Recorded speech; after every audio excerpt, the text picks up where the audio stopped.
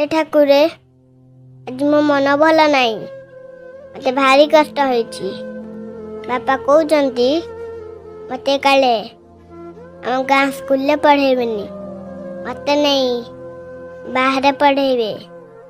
एठी काले पढ़ी गया गुरु मोबाइल ले प्रश्न मिली जाउची और उत्तर भी मिली जाउची।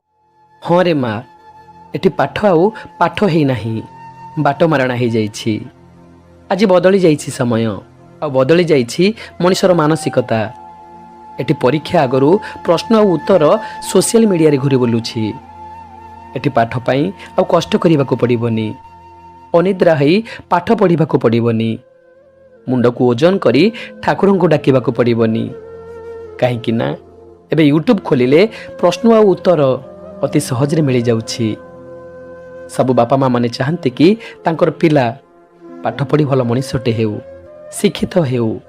हेले भाबिले कष्ट लगुछि आज ओडिशार शिक्षा व्यवस्था एते तळको खसी जाइछि जे जेउंटी परीक्षार माने किछि नाही आउ एठी पाठर मूल्य कोन रहिबो।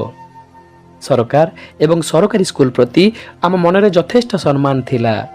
हेले आज दुख लगुछि एठी प्रथमरु नवम जाए प्रतिटी सब्जेक्टर क्वेश्चन पेपर खुलम खुला यूट्यूब रे अपलोड होउछि। तू कहिलु माँ जदि एठी एते सुविधा अछि जणे काहेकि पाठ को गुरुत्व देब काहेकि मन दे पाठ पढ़िब। जणे कष्ट करी जेउठी आउ जणे कष्ट न करी भी सेठी नाइलो माँ लाभ कौन हेब। तो भितरे आउ अन्य मानक भितरे किछि फरक रहिबनी। एठी सब किछि बिगड़ी जाइछि। लज्जा से मान को लगे कथा जो माने राताराति किछि भ्यू नेबा पाई किछि टंका कमेबा पाई आज शिक्षा को विकलांग करने को बसिछंती। समाजर पाठ्य खसड़ा को कदर्थ करने को चेष्टा करुछंती। परीक्षा पूर्व दिन क्वेश्चन पेपर लीक करिबारे लागि पड़िछंती। बेसी हस लागुछि यूट्यूब रे कमेंट पढ़िले। एठी मोबाइल सिना पेरेंट्स करो हेले कमेंट सब स्टूडेंट मान करो माने प्रश्न पत्र लीक करुछंती। सेमान को धन्यवाद रे पति पकाउछंती आ आगामी दिन रो क्वेश्चन पेपर मागुछंती। अरे मिठाटा सिना पाटी को भल लागे हेले देह पाई ठीक सेमिति कोमलमती पिला माने केमिति बुझिबे कपिर प्रभावटा सेमान को पाई केते खराब। परीक्षा गोटी व्यवस्था जहा द्वारा जणे अन्य जनकर प्रतिद्वंदी होई परिबो ता परिश्रमर फल लाभ करी तार स्तर निर्णय करि परिबो। हेले एठी प्रतियोगितार माने किछि रहुनी। आमे बुझी पारुछे कि पाठ केवल भल मार्क आउ चाकरी रे सीमित नुहे। हेले गोटे छोट पिलार माइंड रे ए सब न थाए। ता आगरे जदि ता ठारू भल पडु नथिबा पिला कॉपी करी भल रिजल्ट करे ता मन केबे भी पाठ पढ़ारे लागिबनी। को परिस्थिति रे भी से कॉपी आडू को ढली जीवो आ पाठ पढ़ारू तार आग्रह कमी कमी आसी। आम समय रे परीक्षा कथा भाबिले देह शीतई हो जाए। सकाळु उठी आग मंदिर जाऊ पेन भितरे पादुका भर्ती करी सिंदूर लगेई दो कहीं ना परीक्षा भल हेबो। गुरुजन को मुंडिया मारी जेतेबेले स्कूल ले पहुंचू ना मनर केते डर थिला केते भय थिला। जदि समय अभावरू आसुथिबा प्रश्नर उत्तर न देई पारुथिलु तेबे आखि दुईटा छळ छळ हो जाउथिला। बार बार प्रश्नर कागज को देखुथाऊ आउ लेखुथाऊ आउ भाबुथाऊ केते नंबर मिलिबो।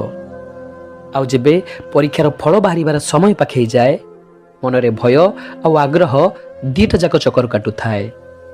आज भी मने पड़ी जाए सार कहते कि रिजल्ट बाहरिबा दिन परा मुठाई नहीं कि आसीबो। सतरे केते नियारा थिला सेही दिन। हेले आज पिलाए परीक्षा पूर्वरु जानी जाउछंती केते मार्क रहिबो। सतरे आमे जेते शिक्षित हेउछु आम आगामी पीढ़ी को सेते अशिक्षित हेबा को ठेली देउछु। आजिर शिशु कालीर भविष्यत नारा देउछु हेले आमे निजे आम पिला मान को अंधार को ठेली देउछु। जदि आगो को एमिति चले तेबे शिक्षार मूल्य बुझुथिबा पेरेंट्स माने केबे भी तांको पिला मान को सरकारी स्कूल ले पढ़िबा को इच्छा करिबेनी। आ पाठ को बोझ भाबुथिबा अभिभावक माने पिलार ट्यूशन आ कोचिंग बंद करि देबे कहीं ना एटी अति सहजरे मोबाइल मिल जाउछि प्रश्न आ उत्तर। बाबा ଯାହା ବି ହେଇଯାଉ ମୁଁ ଗାଁ ସ୍କୁଲରେ ପଢ଼ିବି। ତମେ ତାଙ୍କୁ କହିଦିଅ ମୁଁ ପାଠ ପଢ଼ିକି ମନରେ ପରୀକ୍ଷା ଦେବି। ପରୀକ୍ଷା ଆଗରୁ ପ୍ରଶ୍ନ ଉତ୍ତର କାଗଜ ଦରକାର ନାହିଁ। କାହାକୁ କହିବି ରେ ମା? କିଏ ଶୁଣିବ ମୋ କଥା? ଆଖି ନଥିବା ଲୋକକୁ ସିନା କଥା ଦ୍ୱାରା ଦୁନିଆ ଦେଖେଇ ହୁଏ, ହେଲେ ଯିଏ ଜାଣି ଜାଣି ଆଖିର ଅନ୍ଧ ପୁଟୁଳି ବାନ୍ଧିଥାଏ ତାକୁ କିଏ ବା କ'ଣ ଦେଖେଇବ?